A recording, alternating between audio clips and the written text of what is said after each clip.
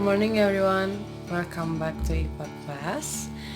Today we are going to continue the topic still about chapter 5, the component of ecosystem.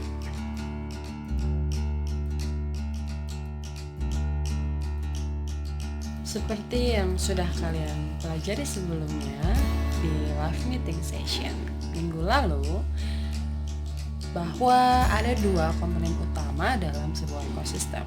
Pertama yaitu komponen biotik dan komponen abiotik. Komponen biotik adalah berbagai ciptaan Tuhan yang diberikan nyawa sehingga kalian mengenal mereka sebagai makhluk hidup. Di antaranya hewan, tumbuhan, dan manusia. Kemudian komponen abiotik yaitu segala ciptaan Tuhan yang tidak diberi nyawa.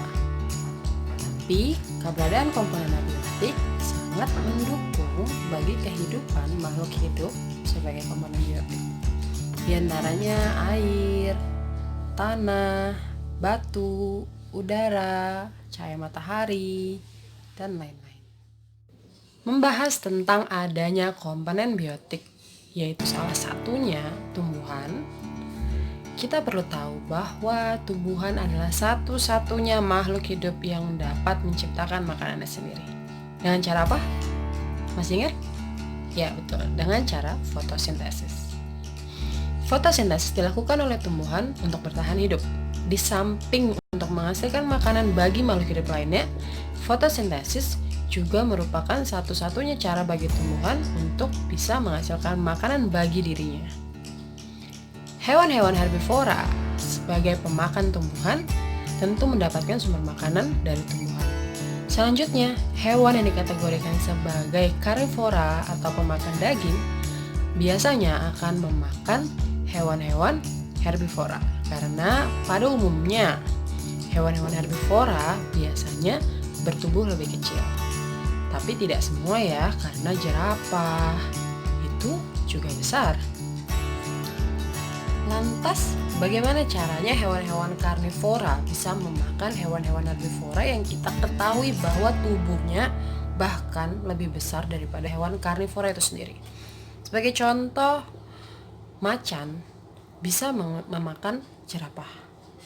Macan bisa memakan zebra.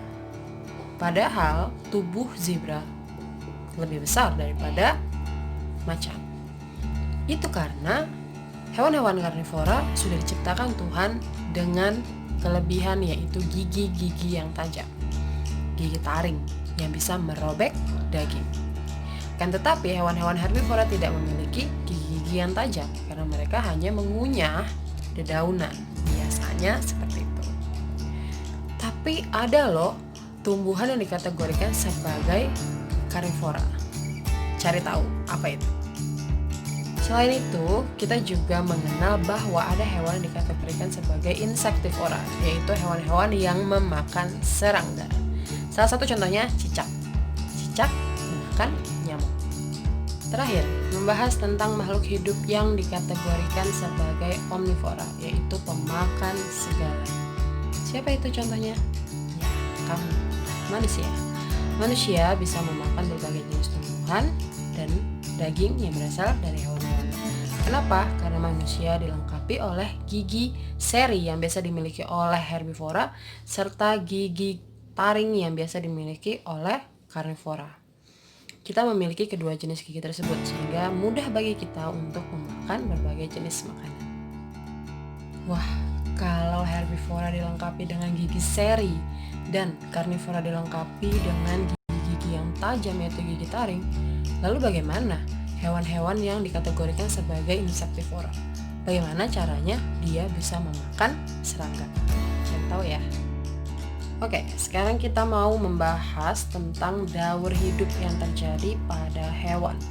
Karena ada hewan yang melalui tahap metamorfosis dan ada hewan yang tidak melalui tahapan metamorfosis.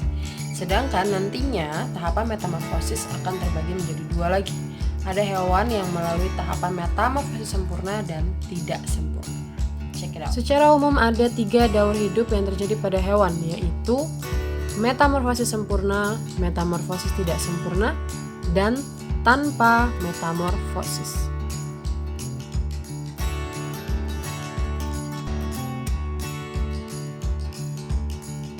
Pertama, metamorfosis yang terjadi pada seekor katak dikategorikan sebagai metamorfosis sempurna, yaitu bentuk katak ketika kecil berbeda dengan katak saat dewasa. Katak kecil berbentuk mirip seperti ikan yang dikenal dengan nama berudu. Sedangkan ketika dewasa, katak tidak lagi berupa berudu. Bahkan alat pernafasan dan alat geraknya pun berubah. Selanjutnya, daur hidup yang terjadi pada belalang. Ini masuk ke dalam kategori metamorfosis tidak sempurna, yaitu tidak terjadinya perbedaan bentuk ketika mereka kecil dan ketika mereka dewasa. Akan tetapi seiring dengan penambahan atau perkembangan mereka hanya mengalami pertambahan ukuran dan penambahan struktur seperti penambahan sayap. Yang terakhir, daur hidup pada kucing. Kucing tidak mengalami metamorfosis sama sekali, karena ketika kucing lahir, bentuk kucing serupa seperti saat mereka dewasa nanti. Kucing hanya mengalami penambahan ukuran saja.